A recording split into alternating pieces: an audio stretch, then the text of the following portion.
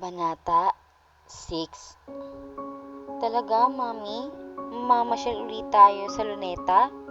Tuwang-tuwa ng batang si Celine na may 10 taon pa lang ang edad.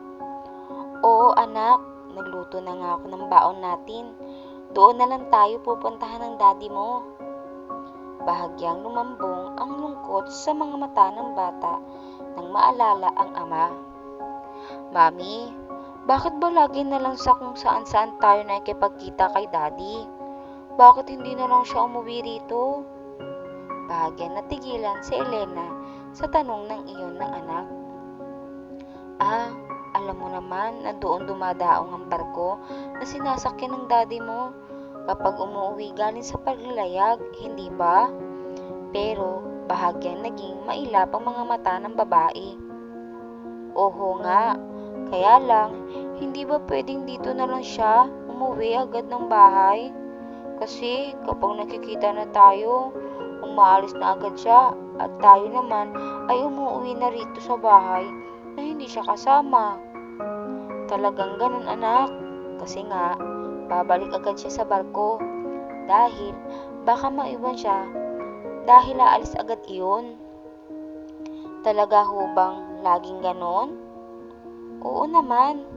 Hayaan mo kapag marami ng ipon si daddy para sa pag-aaral mo, hindi na siya sasama sa barko.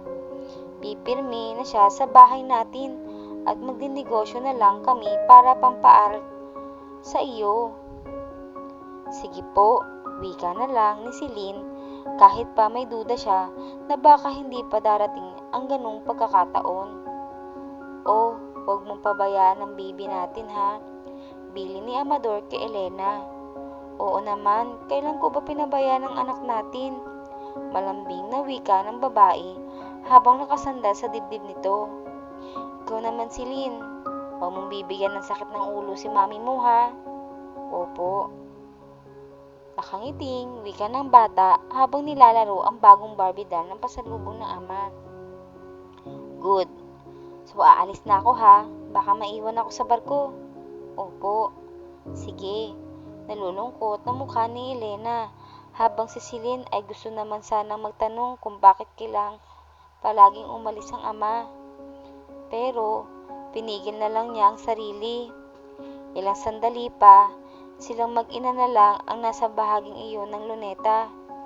Mami, punta lang ako sa banda roon ha. Maya-maya ay paalam niya sa ina. Oh, wag ka lang lalayo ha. Maya-maya lang ay uuwi na tayo. Wika ng ginang. Alam mo naman ang bili ng daddy mo. Huwag tayo magpapagabi rito dahil umuulan kapag hapon. Opo, mami. Doon lang ho ako sa swing. Sige, ingat ka lang. Iayos ko lang itong pagkainan natin. Nakangiting inilabas na nito sa dalang picnic basket ang mga Tupperware na may halamang ulam at kanin. Pagkuway, inilatag na sa damuhan ng banig ng plastik upang mapupuan sa mag-ina. Opo, patakbo-takbong tinungo ng bata ang mga duyan sa tabi ng dagat kung saan marami ring bata ang naroon at nag-aabang na makasakay sa duyan. Ay, ang dami namang sakay sa duyan. Napangiwi ang bata nang makitang mahaba na ang mga batang nakapila na naghihintay na makabakante ang duyan. Pero dahil excited siya na makapagduyan, lumagay siya sa unahan bahagi ng pila kung saan kitang-kita na siya ang pinakamaliit sa mga nakapila. Oy bata, bawal ka dyan. Asik agad ng nauunahan niya. Oo nga, kapal ang mukha mo ah. Pumila ka nga doon sa dulo. Bulyaw ng isa pa ng pinakamalaki at marungis ang ayos. Ayoko nga. Haba ng pila. Hindi mamaya pa ako makakapagduyan. Wika niya na inirapan pa ito. Aba, at siga ka ha. Hindi mo ba alam na kami ang hari rito sa Luneta? Ha? Sabay nila sambunot sa buhok niya ng isang batang babae. Aray! Napaigik siya sa sakit pero sinikap niyang hilain ang buhok na hawak nito. Aba, tigasin ka talaga ha. Mga kasama, bugbugin ito. Nahintatakutan siya nang marinig ng hagilapin niya ang tingin ng ina ay nasa malayo ito. Abala pa rin ito sa pag-aayos ng pagkainan nila. Mami! Tinangka niya sumigaw. Uy! Magsusumbong ha! Nantatakutan siya lalo nang makitang pinalibutan na siya ng 6 na malalaking bata na ang 2 ay binatilyo na at gusgusin. Hoy, ano yan ha? Mula sa kung saan ay sigaw ng isang malapit na pulis. Tila nakakita na anghel na nananaog sa lupa ang bata. Naku, parak! Takbo na tayo! Wika ng pinakamalaki. Bilis! At nagpumulasan ng takbo mga ito. Salamat po, mamang pulis. Wika nang makalapit na ito sa kanya. Walang anuman. Wika ng pulis na may 40 na marahil ang edad. Bahagya pa itong umiti sa kanya, kaya lalo na pananatag ang kanyang loob. Teka, nasaan bang nanay mo? May kasama ka ba? Hayun ho, turo niya sa ina. Bahagya pa rin nakatalikod sa gawin niya, gayang imposibleng mapansin siya kahit pa kumuway siya rito. Ganun ba? Teka, anong pangalan mo? Silin po. Silin? Maganda, bagay sa iyo.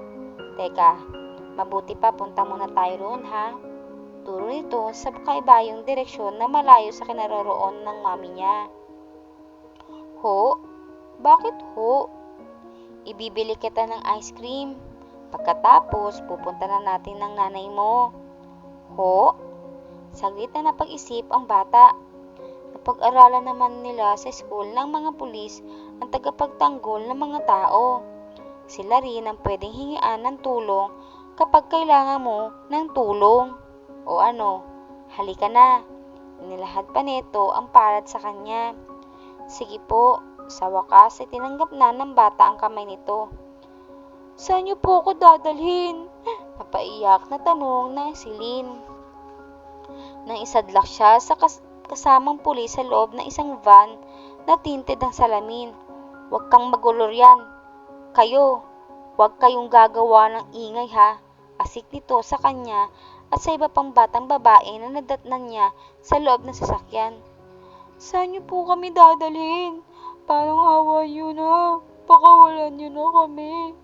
Paiyak na wika ni Silin. Pawalan niyo kami dito. Umiiyak din ang wika ng ibang bata. Magsitigil kayo. Ang gugulo niyo. Malilintikan kayo sa akin ha. Sabay labas nito sa punsyal na nangingislap ang talim. Nanlaki ang mga mata ng mga bata. Pati na si Silin ay tila nalunlon ng dila. Tandaan niyo ha, kapag may nanggulo, lalastasin ko ang lalamunan. Saka pinandilatan nito ang lahat ng bata. Hintakot na napasiksik sa sulok ng van ang mga ito, kabilang si Silin. Ilang sandali pa, naramdaman nila na napaalis na ang van na umaandar na ito. Saan kaya nila tayo dadalhin? Nag-iiyak ang tanong ng mga bata sa loob ng van. Pinili na lang ni Silin ang manahimik muna, habang lihim siyang nagdarasal na sana ay makatakas sila sa may kagawan na iyon, o kaya namatay, hindi magtagumpay ang mga ito na magawan sila ng masama. Ngunit sa malakas ay hindi nadinig ng dasal ang bata.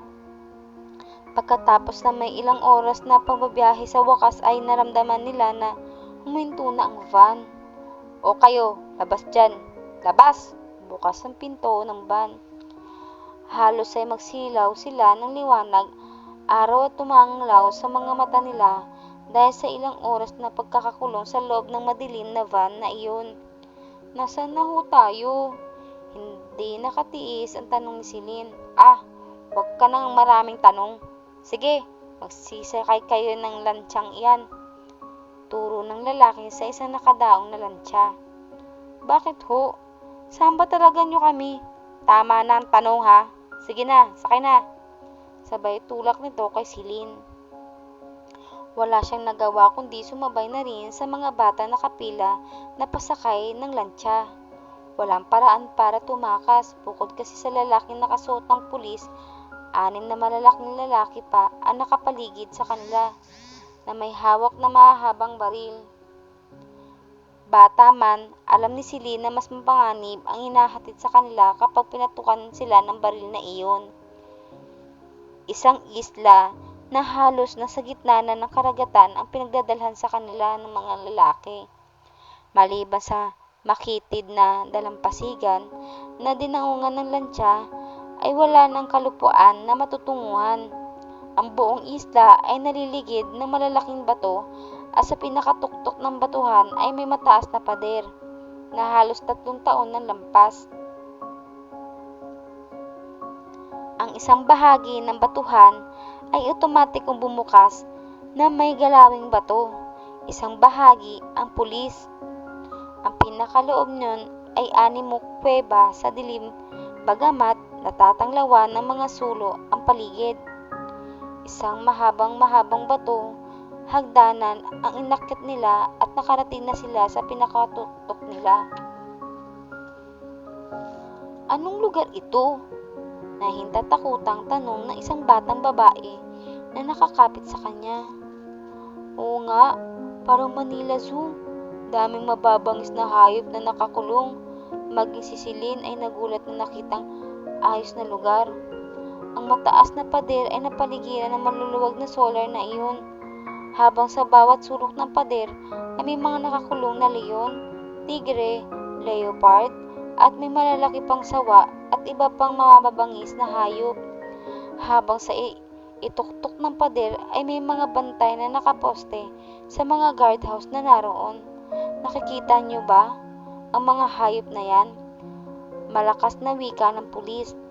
Maliban sa tauhan kong may hawak ng baril, ang mga hayop na yan ang magiging bantay ninyo para hindi kayo makatakas dito. At ang magtangkang tumakas at mahuli, magiging pagkain ng buhay ng mga hayop na yan upang magsilbing babala sa lahat. Natahimik ang mga bata, dama nila na wala na silang susulingan sa mga sandaling iyon. Kaya ito ang tandaan nyo ha. Mula sa araw na ito, ako si Norman Lutgardo. Ang bawat salitang bibitawan ko ay batas niyong susundin. Ang lahat ng iutos ko ang gagawin niyo, at ang sumuway, kamatayan ang katapat. Napalunok ang mga bata, may gustong umiyak. Pinili naman ni Celine na huwag matakot at huwag umiyak. Hindi, takatakas ako rito. Ayoko rito. Tiyak na hinahanap na ako ni Mami. Sigaw ng kanyang utak. Kung paano niya gagawin iyon, hindi alam ng bata. Hindi naman masasabing bihag talaga sila ng isang islang iyon. Ang silid na inilaan para sa kanila ay kumpleto sa kagamitan. May TV, may VCD, malambot ang kamang panginsahan na nakalaan sa bawat isang bata na magsasama-sama sa malaking silid na iyon. May kanya-kanya rin silang malinis na kumot at malambot at malinis na unan. Sa kabuuan, magiging maaliwalas ang pagtulog nila roon. Masarap ang hapunan na kinainan nila gabing iyon. Ngayon, nakapaghapunan na kayo, maaga kayong matulog. Bukas ng umaga ay magsisimula na kayo sa inyong pagsasanay. At ngayon pa lang, sinasabi ko na sa inyo, matira ang matibay sa pagsasanay na iyon. Ang mahina ang loob, ang katapat ay kamatayan. Iyon ang iniwang salita sa kanila ni Norman Lutgardo bago tuluyang lumabas at inilapat sa pasara ang pinto. Mula sa loob ay tinig nila ang pagkalak ng pinto sa labas. Indikasyon iyon na wala silang ipinag-iba sa mga bilanggo. Naging madamot ang antok sa mga bata ng gabing iyon, kaya't kanya-kanya silang iyakan at dasal. Mami, Daddy, tulungan niyo ako. Iyon din ang naiiyakan ni Celine habang yakap ang nilalambing nanginginig ng katawan dahil sa takot.